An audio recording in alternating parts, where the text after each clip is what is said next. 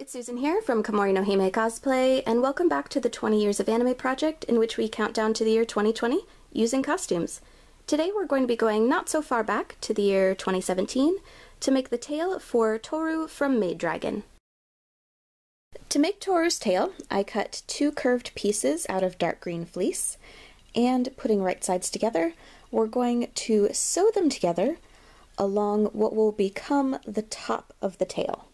For the underbelly of the tail, we're going to cut a piece of lighter green fleece that is flat on one end and widens and then narrows back down at the end. Then we're going to take a pen and mark lines along the length of the underbelly.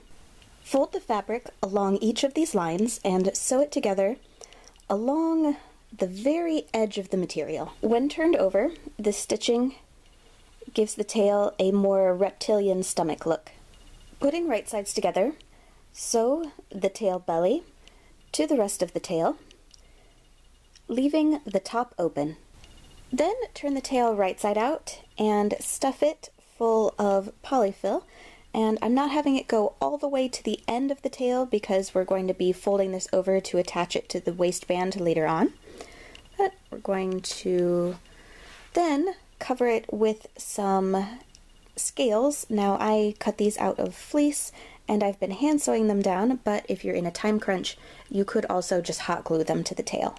Since I'm going to be wearing this tail underneath the dress and only the bottom end of the tail is going to be peeking out, I covered only about half of the tail in scales, but if you want, you could continue and go all the way up to the end of the tail.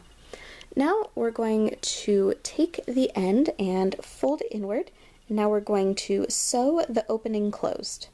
Fold the end of the tail over again and sew it into place to create a channel for the waistband. Take some sturdy elastic and thread it through the tube and sew the two ends together to create the waistband.